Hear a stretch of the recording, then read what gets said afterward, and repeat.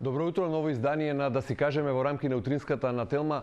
Ова утро зборуваме за се поприсутното дивење, вандализам и агресија од страна на младите, евидентно во Скопје, но и во другите градови. На оваа тема зборувам со Тијана Ивановска, психолог, и Горан Герасимовски, градоначалник на општина Центар. Добро утро, добро дојдовте во студиото на Телма. Добро утро, Горан. Добро утро, благодариме на поканата. Да, сведоци бевме на минато неделното повторно во серија, во низа, неколку пати, група млади луѓе, дефинитивно се млади, не знаеме на која возраст, припаѓаат дали се од 14 до 16 или повозрастни млади од 16 до 18. Дивење повторно во општина Центар, зошто таргет општина Центар или највидливо е тука? Па не би рекол дека е таргет само општина Центар, таргет се сите општини, но ние превземаме многу активности во тој дел и сакаме да информираме и јавноста, но и преку ЗЕЛ со самата иницијатива која што доставивме за да ја подигнеме свеста, но и сите институционално заедно отпочнеме одредени активности се со цел да го намалиме ова дивење кое што се случува по не само центарските, туку по скопските улици и мала. Верувам дека ќе успееме во тоа. Станува збор за млади луѓе, од тоа што можеме да видиме и од самите снимки, дека станува збор за основци и средношколци, кои што во ноќните часови за жал ги вознемируваат граѓаните, ги уништуваат детските и спортските игралишта и го нарушуваат јавниот ред и мир. Со нас е во студиото Ивановска како психолог да ни објасни каква порака сакаат да пратат младите со ова. Дали е ова некој изблик на гнев, на некоја разочараност? Ке зборуваме во детали, ке ни објасните. Претходно би сакал само вандализам, од францускиот збор вандализме, поим што е во употреба кога сака да се опише намерно оштетување на културни добри и вредности. Во поширока смисла вандализмот означува намерна штета на некој, на било каков предмет или објект создаден со туѓа работа или креација, а ваквото оштетување не мора и најчесто нема практични или материјални мотиви, не е предизвикано од такви мотиви, туку представува резултат на суета, инает, каприц или лични фрустрации. Вака се објаснува по дефиниција вандализмот. И повторно прашањето, ако ја го земеме предвид ова што го кажува градоначалникот, ние сведочевме на насилство, односно вандализам во Центар, меѓутоа присутна е секаде. Што е поентата, каква е пораката? Па повторно многу е значено да ние погледнеме целосната слика. Често пати во секојдневието забележувам дека многу ни е лесно на нас како возрастни да кажеме младите вака, младите така, не чинат, не се добри, да ја префрлиме кривицата. Меѓутоа пред се ние како возрастни сме креатори на општеството и сме креатори на можностите за младите. Нашата држава, ајде да бидеме реалистични, не е пример во светот за можности за млади во поглед на спорт, култура и така натака. И тоа се некои, да кажам, сфери во кои што не нудиме големи шанси младите да се пронајдат и креативно да ја усмерат нивната енергија, па потоа кога ќе се слушаат вакви изблици на вандализам, се чудиме зошто се појавиле. Значи рефлексија на општеството. Со два збора така може да го опишеме ова. Градоначалник, побаравте асистенција од полицијата, ова не е прв пат, беше се уште го паметиме она од јули, кога беше искршено детското игралиште, демолирано во Капиштец. Тогаш побаравте брза итна реакција, МВР трагаше по сторителите, дали, бидејќи има, вие објавивте видео, значи снимено беше чинот на дивење и на кршење, фатени ли се сторителите, санкционирани ли се, имате ли информација институционална како тој случај е решен? Значи, и не е само прва снимка што ја објавивме, имаше пред неколку недели уште една снимка на другото игралиште, едното е кај Зебра, другото е меѓу зградите во Црвените во Капиштец. Самите снимки ни се доставуваат од страна на жителите кои што живеат во самата населба. И ова се само мал дел од снимките кои што стигнуваат до мене. Фатени ли се сторителите? Во постојана комуникација сме со полициската станица Беко и со инспекторите од МВР, доставени се сите снимки. Од тоа што го имам како последна информација дека дел од децата се и родители се повикани на разговори. Што е до крај завршено, немам целосна информација, но знаеме дека делот децата кои што учествува во таа толпа која што го уништуваше игралиштето се повикани на разговори.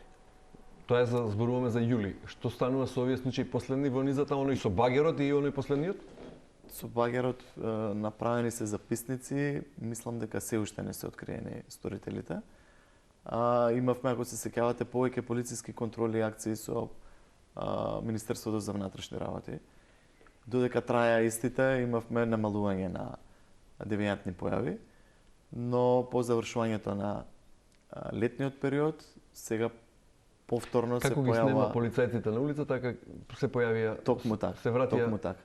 Но за да се намали се ова, како што кажа колешката, битни сме сите во општеството.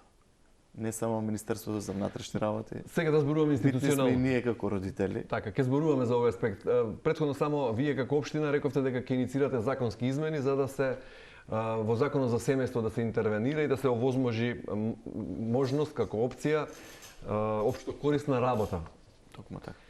Па младите хулигани кога ќе бидат фатени вака на дело да бидат ангажирани потоа да придонесат нешто со општо корисна Заедно работа. со родителите. Поминаа ли тие законски измени? Не, иницииравме средба во ЗЕЛС.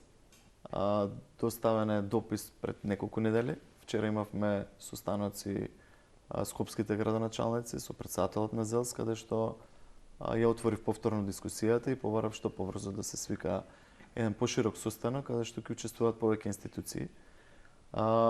Не може само општината има вара да го реши проблемот. Битно е во целата приказка да се вклучат и повеќе институции, но повторно ќе повторам, ние како родители сме прва талка во целиот процес. Ивановска, во право е Герасимовски кога вели прва адреса се родителите или прва адреса се институциите или прва адреса е училиштето или нема прва адреса, мора да биде тоа комплетен систем, заокружен систем, бидејќи вака излегува дека младите се бунтовници без причина или имаат причина за ова што го прават? Диви во срцето на некој начин. Па јас сметам дека секогаш позади секое однесување постои причина. Не сум фан на проста осуда, затоа што сметам дека тоа е наједноставното, најлесно ние да осудиме. Сметам дека не треба да се заборави фактот дека ние живееме во една држава каде што сонот на младиот човек е да си замине што побрзо од тука, да одбере каде ќе студира во странство, каде ќе работи во странство, и тоа многу зборува за општествената слика која што ние како возрастни сме ја креирале. Дали се тоа родителите? Да, иако и родителствувањето е станато многу посвесно во поновите времења, меѓутоа и на родителите повторно не им е многу лесно да бидат присутни постојано со децата, кога од нив се бара да работат во просек по 2 работи, за да може да спојат крај со крај во месецот, што пак е дел од општественото уредување и да кажеме квалитетот на живот. Значи одговорот не може да биде едноставен, да кажеме која е така. првата адреса која треба да биде алармирана и да интервенира. Јас тука ќе споменам едно истражување на ОПСЕ спроведено во октомври годинава на група млади опфатени во истражувањето од 15 до 29 години во цела Македонија, репрезентативен примерок од 1235 испитаници, како што кажа во повеќе поголеми градови во Македонија. Прашањето е за безбедноста и за чувството на перцепцијата на безбедност на младите во Македонија. Генерално заклучоците се дека младите во Македонија се разочарани од нивниот социјален статус, дека чувствуваат исклученост од процесите на одлучување и дека имаат недостиг на поддршка од семејството и од останатите институции во прв ред. Веројатно ова доволно зборува, младите не кријат кога ќе ги прашаат што им недостига и од каде се тие фрустрации. Еве општина бара промена на законот. Полицијата интензивно трага по...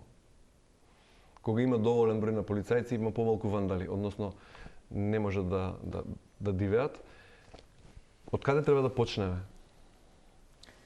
Веројатно имаме многу приоритети, загаден воздух, имаме секакви проблеми. Кога станува збор за младите и нивните проблеми, што треба прво да се направи? Прво да се истражи по мене, да се истражи, пошто ова се поедини случаи и јас сметам дека може би не треба да генерализираме за сите млади да ги зборуваме, пошто не се сите млади вандали, така да тоа е значајно да не лепиме етикети. Меѓутоа, дефинитивно е потребно да се на некој начин евалуираат можностите што државата ги нуди за младите и како може тој капацитет да се искористи, затоа што не секоја општествено девијантно однесување значи дека не може да се искористи. По мене тоа е само еден неискористен потенцијал на младите, кој што ние како општество не сме успеале да го забележиме и да го искористиме. Дали е тоа во насока на креативно однесување, дали е во насока на физичка снага, сето тоа може да се искористи доколку се стави во функција. Да, ова што го зборувате звучи многу теоретски, меѓутоа е подкрепено и во истражувањето на ОПСЕ што го споменав, па таму кога ги прашуваат младите што им треба, велат недостиг од културни и спортски активности. Недостиг од можности за развој се најголеми проблеми, како ги наведуваат како најголеми проблеми, пошто следуваат невработеност и економски проблеми кои представуваат најголем проблем за 49% од младите. Повеќе од половина велат недостиг од културни и спортски активности. Што прави општина Центар за да им овозможи на младите повеќе културни и спортски активности? Прво би се навратило делот што треба сите заедно да правиме. Треба да правиме многу кампањи и што поголема едукација на родителите и на децата. Што да прават родителите кога мораат по 2-3 работи да бркаат во денот? Неколку ќе наоѓаат време и за семејството кое што е најбитно од се. Имавме одлични кампањи и со МВР. Морам да ја споменам кампањата на Мак Петрол, која што одлично пројде во општината. Крени глас уште трае. Одличен одзив, крени глас, почнувајќи од кампања со децата, но и ја поздравувам во делот на едукација на родителите, што е многу битно и што го напоменав на почетокот. Вие направивте повеќе работилници во училиштата во општина Центар? Во сите општински училишта се направени работилници кои што има одличен одзив и кои што доста ни помогна, можем да кажем, и кај нас родителите да се доедуцираме и да водиме поголема контрола и што повеќе да одвојуваме време и разговараме со дечињата. Дополнително имавме одлични кампањи и со Министерството за внатрешни работи, соседска патрола, каде што заедно со припадниците на МВР, со родителите, со наставниците, излегувавме на терен во парковите и на одредени места каде што се собираат младите и разговаравме во вечерните часови со нив. Што поголема едукација во делот и на наставниот кадар, но и едукација на децата е многу битно за да се намали се ова.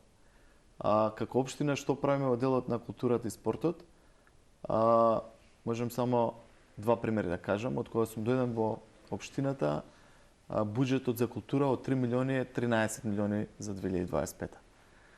Имаме многу културни настани.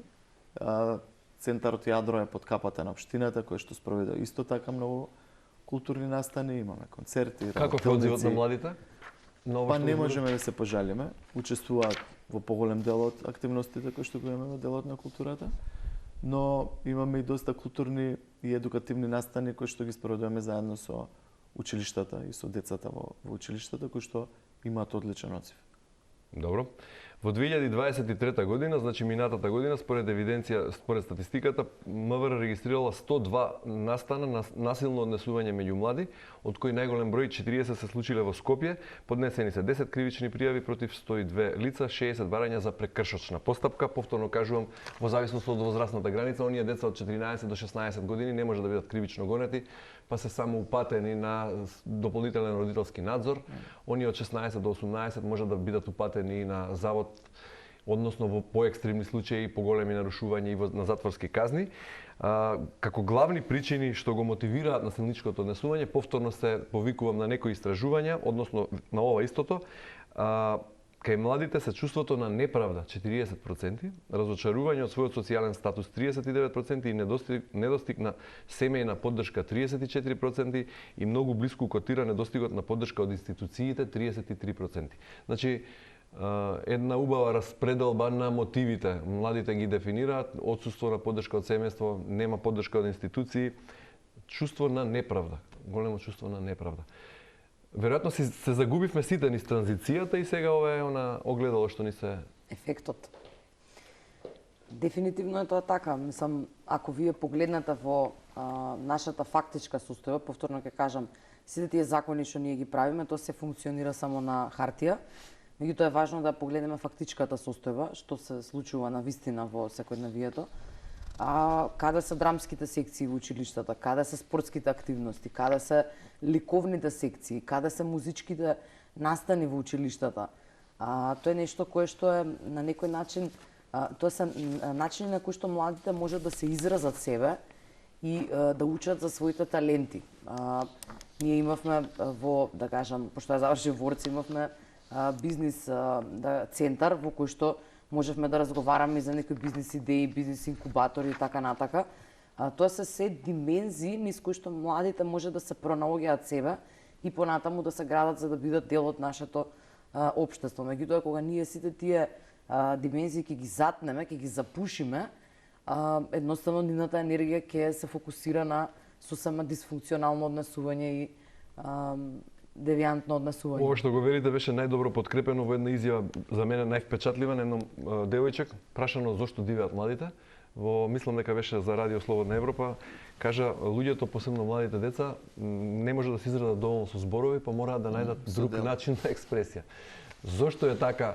Во училиштата во општина Центар има ли драмски секции, има ли спортски секции, ова што го вели Ивановска? Како и во секоја општина има. Доделуваме и голем број на стипендии на нашите дечиња за да ги мотивираме што повеќе да вложуваат во себе и во науката. Но пак ќе повторам, и ние родителите треба малце да видиме ветер во грб. Сега има одредени надпреварувања по математика и јас имам две малолетни деца, трето и пето одделение, и јас и сопругата сме иницијатори да се пријавуваат и да учествуваат во таков тип на надпревари. Пак ќе кажам, според мене првата карика се родителите, но во самите училишта има секако секции, ликовни и одредени надпреварувања и школите се учествуваат во многубројни акции кои што ги прави и самата општина. За да превенираме во идни на вакви случаи, дали соодветно реагираме? Дали изреагиравме како институции, сега зборувам како систем, како родители, како основна клетка семејство, па потоа образование, па општина, училишта, полиција, сите соодветно на овие случаи на вандализам, за да превенираме во идни да не се случи тоа? Или повторно отсутствуваше во реакцијата на системот нешто, за да биде се како што треба? Јас мислам дека ние ова што го направивме не го направи ни една општина до сега. Односно, да ја запознаеме јавноста што се случува во вечерните часови. Не дека немало девијантно однесување пред 10 на 20 години, но за темата не се говорело толку многу. Сметам дека за самиот проблем е дојдено време, можеби и претходно, требало да се разговара што повеќе, да се седнат сите институции за да менуваме закони, за да правиме што повеќе кампањи, за да има што поголемо полициско присуство, за да ваков тип на девијантно однесување од страна на младите го сведеме на минимум. Дека целосно ќе го искорениме, не, сигурно нема. И ние сме биле млади, ни вриела крвта, ни работеле бубачките во главата, но имало одредена страхопочит пред се спрема родителите. И сите кога сме правеле одредени бели во младоста, последно нешто што ни паѓало на памет е што ќе кажат родителите кои ќе дојдеме дома. Ивановски, имате впечаток дека системот затаи во реакцијата на досегашните случаи на вандализам? Герасимовски беше прилично дипломатски во одговорот. Што мислите вие како човек од страна, како човек кој се занимава со свеста и со проблемите на младите? Па ако гледаме во поглед на полициската реакција и она што општините може да го прават, пошто и тоа е ограничено, сметам дека беше окей реакцијата. Меѓутоа, прашање што правиме ние откако ќе ги најдеме сторителите, што правиме со сторителите, значи ние ќе ги идентификуваме сторителите, ќе ги казниме и родителите и тоа е окей. Меѓутоа, што правиме после во процесот на ресоциализација и на превоспитување на тие деца и млади кои што трнале по, да кажеме, одреден девијантен пат. Колку ги користиме тие функции, сметам дека тука затајуваме, затоа што во училиштата не е потребно само да има наставници, потребно да има и ментори, да има и водство, да има и кариерни советници, кои што тие деца ќе ги насочуваат како најдобро да си ги искористат потенцијалите. Тука сметам дека многу затајуваме, затоа што не е доволно само децата да се тераат да учат, да прават било какви активности, не секое дете е добро за секој предмет.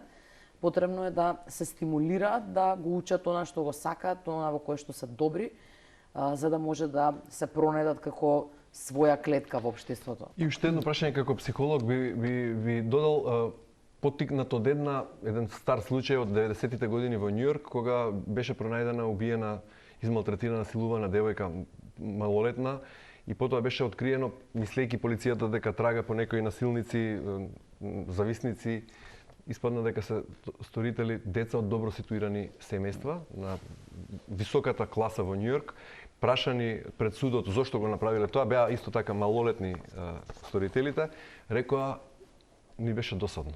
Од здодевност, односно тој без да направат нешто поради потребата за забава. Колку во нашите случаи, нашиве деца, нашиве тинејџери имаат здодевно, или повеќе се станува збор за фрустрации поради целокупната атмосфера во општеството? Што мислите? Па сигурно им е здодевно, со оглед на тоа што немаат никаде да се пројават, немаат ни што да прават, немаат ни никакви креативни, да кажам, места каде што може да ја дадат енергијата. Едноставно они немаат што да прават, немаат што попаметно да направат, па прават девијантно однесување и ние не го измисливме девијантното однесување, тоа постои откако постои човештвото. Меѓутоа прашањето е што ќе правиме со него. Не може ние слободното време на младиот човек да му го сведеме на телефон и компјутер само и да нема ништо друго надвор од тоа.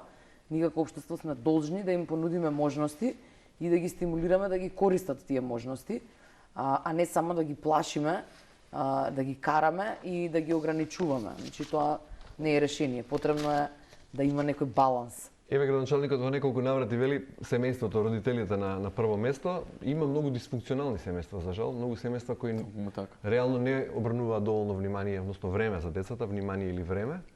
Но факт е дека колективната одговорност како поим низ оваа транзиција ја загубивме некако, а во последно време отсуствува и личната одговорност, па од тука и чувството за неправда, односно немањето доволен степен на правда, она што го чувствуваат и го кажуваат и младите. Неколку пати велите задоволни сме со работката со МВР. Како тоа функционира на дневна база? МВР секогаш има потреба од што поголем број на полициски службеници, поради тоа што не може да спаса се случува во текот на денот и денонокијата. Нас не е потребно во вечерните часови да имаме што поголем број на полициски службеници на одредени локации и имаме и добра соработка, но и кога се појавуваат вакви девијантни однесувања од страна на малолетници, постојано пуштаме и дописи и барања да се зголемуваат бројот на полициски службеници во општината. Лична одговорност, колективен одговор на системот, мораме да привршуваме како порака за крај од психолошки аспект, што да прават родителите, што да прават надлежните во образованието. Многу малку зборувавме за училиштата, иако спомнавте секции. Да одвоиме како родители пред се пак ќе се навратам што повеќе време да посветиме заедно со децата, да ги насочиме на правиот пат, да одвоиме време за нивниот раст и развој. Јас ќе кажам неколку примери како им влијаат телефоните на моите деца. Верувам дека тоа се случува во секоја семејство. Еве последните 2-3 недели, тоа го дискутиравме пред емисијата. Негативно е влијанието, брат. 2-3 недели немаат телефон. Значи одземени им се телефоните и PlayStation-от, поради тоа што секојдневно најголем дел од времето го праќаат на телефонот. Нема комуникација ни меѓу браќата, нема ни со нас како родители. Од кога им ги одземавме овие 2-3 недели се осеќа огромна разлика. Се зближивте како семејство повторно. Има муавет, се отвараат дискусии, почнаа да цртаат, вадат дел од старите играчки кои што биле ставени во плакарот и почнуваат што повеќе да се социализираат. Ова е одличен личен пример на градоначалникот, меѓутоа ова функционира до некоја одредена возраст на децата, кога сепак родителот е врвен авторитет. Јас тоа не можам да го применам во случајот со мојот син, например, кој е веќе 17 години и тука различна возраст. Да, во различна возраст, различни проблеми. Освен од одземање на мобилните телефони од кои навистина се зависни, што друго како метод препорачувате? Па поттикнување на нивното креативно мислење, дефинитивно, решавање на проблеми, градење на независност и градење на чувство на одговорност кај младите. Тоа го зборувавме баш со градоначалникот пред да дојдеме на емисијата.